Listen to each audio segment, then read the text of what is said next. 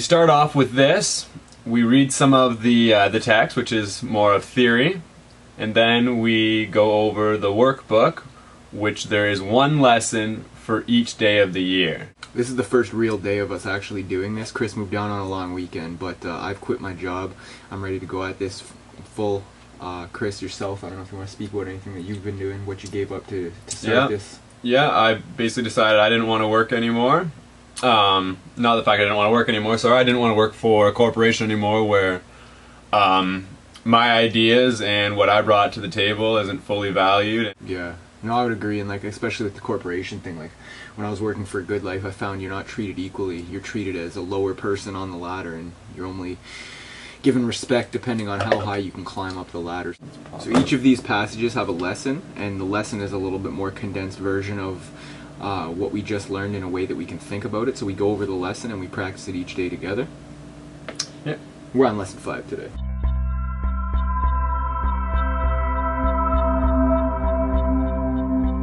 I'm never upset for the reason I think. So I'm never upset because of what I think I'm upset for. That's basically what I feel I said. This idea, like the preceding one, can be used with any person, situation, or event you think is causing you pain. Apply it specifically to whatever you believe is the cause of your upset. The upset may seem to be fear, worry, depression, anxiety, anger, hatred, jealousy, or any number of forms. When using the idea for today for a specific perceived cause of an upset in any form, use both the name of the form in which you see the upset and the cause which you ascribe to it.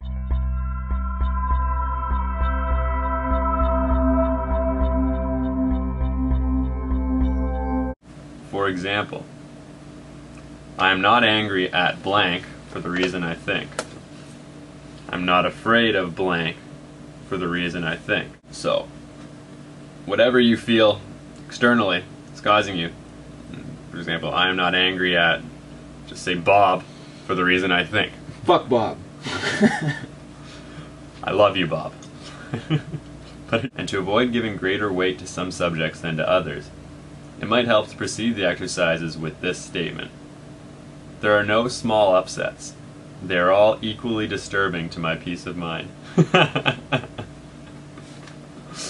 There are no small upsets. They are all equally disturbing to my peace of mind.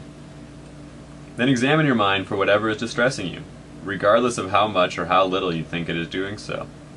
You may also find yourself less willing to apply today's idea to some perceived sources of upset than to others. I was just thinking that. Well, yeah, exactly. Well, because you're emotionally charged for in some situations way more.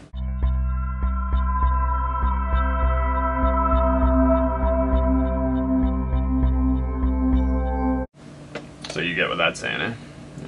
You can't keep that one just because that one holds. It's no different. No, yeah. everything. No, that's why you can meditate every second of every day, and you start to realize that once your thoughts go away, nope, you haven't lost yourself. You're still all there. You still have all the information. You're still fully conscious. You're still fully aware. You don't need to be thinking all the time.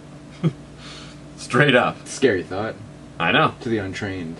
Exactly, because the only thing is that we're identified with it. That's all. We think that it's us. You're just gonna lose your way. shit if you stop thinking. It's like, what the fuck am I gonna do? Play, and all these habits are picking up to. It's just like the law of attraction, right? Yeah, exactly. You're building the habits that are gonna create what you want.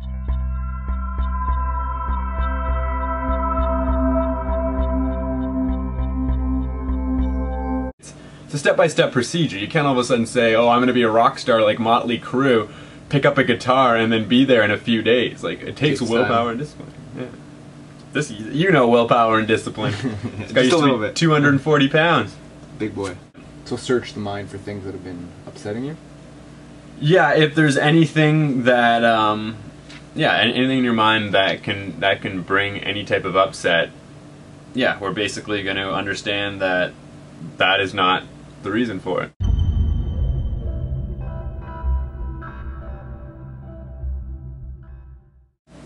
If you're going to meditate and stuff, invest in a timer. It helps. So now we're going to do the meditations, which we do every day. It's good to meditate with other people, so today we're going to think about the lesson that we just learned, and then we're going to take 10 minutes to focus on our breath and just meditate.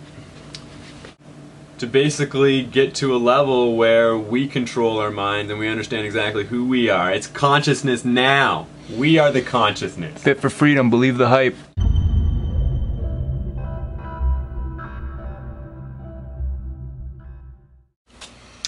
So what I did in my meditation today was to breathe in belief that you can have the life that you want, or whatever it is that you want, and to breathe out any resistance. When you breathe out, just think about allowing everything to be as it is. In the law of attraction, that would be called the law of allowing. So the breathing in would be deliberate creation, and the belief that you can have what you want, and then the breath out is the art of allowing, and just allowing everything to be, and letting go of any resistance you have to what is right now.